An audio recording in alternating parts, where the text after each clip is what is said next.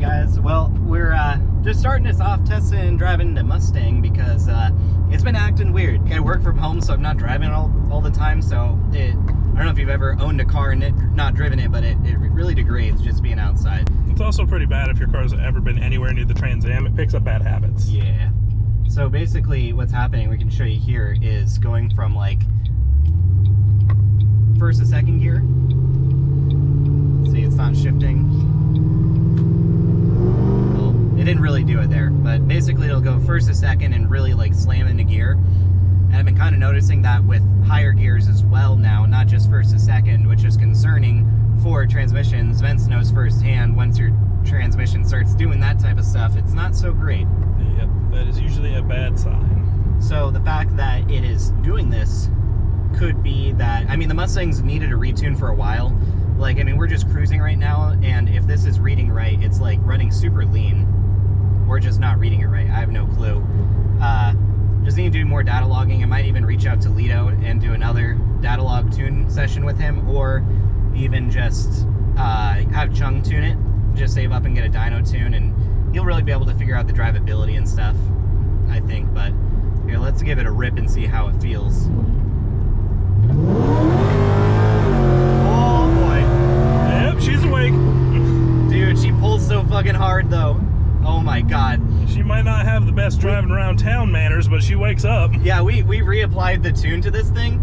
Man, that I've done pulls before we reapplied the tune, and I think it needed me to do that. I think you killed your O2. It killed my O2, guys. You can see it's just, you know, not reading. Well, that's another thing with this shit. It's just, man, it doesn't... There's always something. The gauge pods have been working really well. The only ones I seem to have problems with is my O2 and maybe my oil pressure gauge sometimes, because I think it reads really high when it's cold, or I really do have like 90 psi of oil pressure at, you know, cold starts.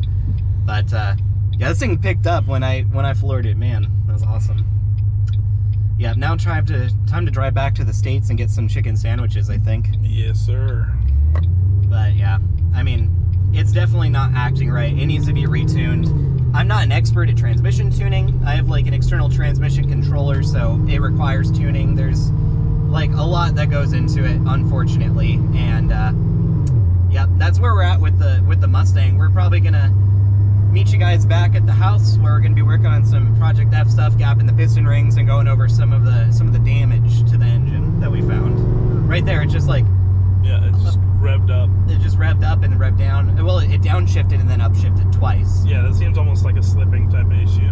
Yeah, and that was not torque converter lockup, because I don't have torque converter lockup in these gears set right now. So that really was it downshifting and then upshifting twice. Yeah. So something's going on. I mean, this transmission had like 90 to 100,000 miles on it. It was from an F-150. Who knows what kind of life it had?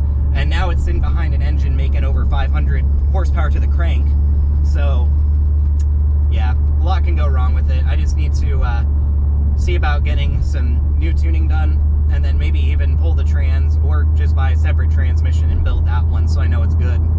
Yeah. But yeah, I mean, it's still a reliable daily driver. It's not letting me down. It's just not acting how it should. All right, guys, we're back from the drive. Seems like the Mustang is not acting right. We continue driving it, and it's just more of the same. Just the 1-2 shift is not ideal, and especially low speed, like throttle, like under 10 miles an hour, yeah, it really like just is like stutter. Yeah, it's like dying. And checking the wideband, if it's reading right, it looks like it's running lean. So either we'll need Lido to look over the tune, or just get a new dyno tune from Chung, which either of those are, you know, fine. Lido's cheaper, but he doesn't have like the same experience driving the car because it's remote. So that is what it is. We're going to go ahead and take the crank out here. I already got one of the mains off. We're going to do the other three and then take the crank out. I also need to take off the back cover to get the crank out, because that's where it sits in the rear main. And we'll go and from there do the pistons here. Just take the rings off, top and bottom, and we're going to gap them to it's either 0.023 or 0.0023, whatever it is, top and bottom ring. And that should be good for the gap of this. I think when we did yours on your Trans Am, since you're planning on going such a big boost down the road with the forged bottom end. Yeah. We got it to like 0.02. Something like that. Or maybe it might have even been 0.03. We might have went a bit bigger, yeah. I think we were leaning toward 0.03. Anyways, we got Vince's piston rings for his 408 stroker in the Trans Am because... If you really want to know, you can go back and check the video. Yeah. Guys, go and check out that video series. It is actually a really fun video series because once we had the motor and transmission built, we just did it so fast and it was like, worked out really well. It was really cool. But it's actually down right now, so that's fine. The Trans Am did the Trans Am thing where it breaks. It just broke some spark plug wires and melted them a little bit. Yeah, it's a little hot under the hood. We're looking for ways to fix that. Yeah, either like a track spec vent, just get some, ventilation out of there, or an aftermarket hood or something like that.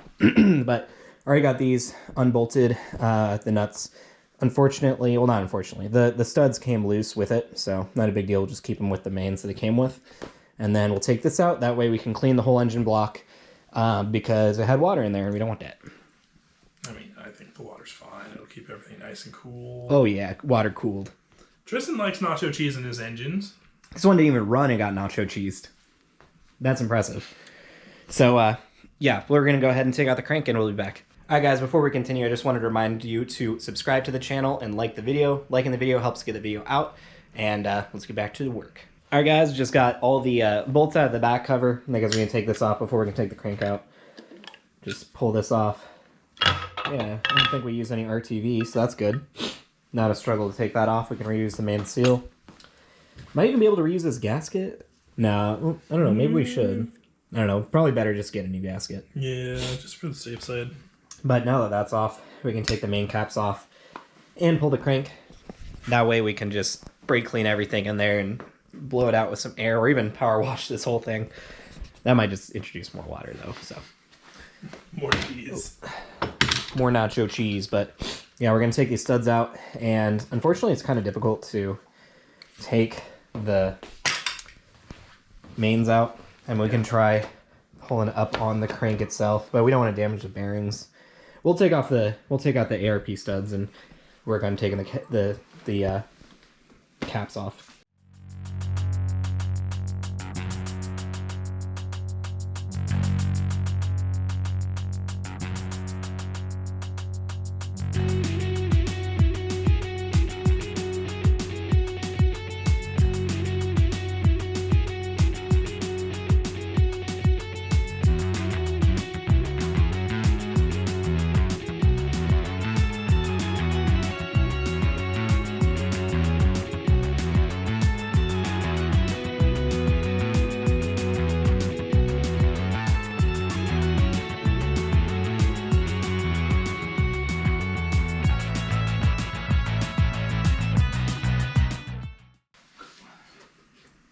Because I wasn't quite sure where you wanted. I put everything for 4 right there. Okay.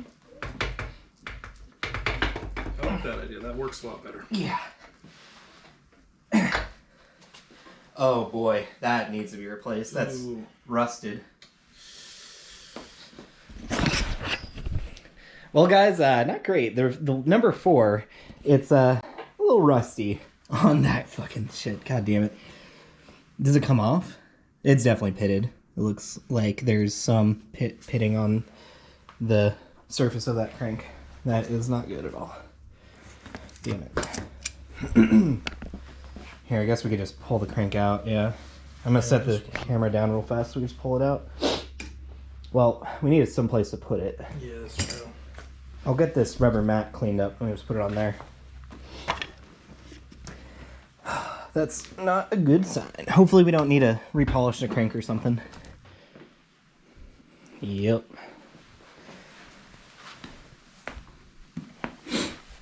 Yeah, that is... There's definitely just like marks on there that are not coming off. I don't know if that was there before. I don't even know if you guys can really see it, but these marks here, they don't come off by rubbing it. I can't catch my fingernail on any of it, so maybe it's just some residue that Scotch-Brite will take off, but I don't even know if you should use Scotch-Brite on the surface of the crank. I don't know if I'd recommend that or not. Well, guys, let us know in the comments if it's okay to do that. They're not good at all. Definitely this rear got some water because there's just rusty water sitting on it. probably can be cleaned. I don't know. These never been run. They've just been sitting. They don't look too bad. It mostly looks surface. Like I don't feel anything. Yeah. That's good. Just got brake clean in my eye.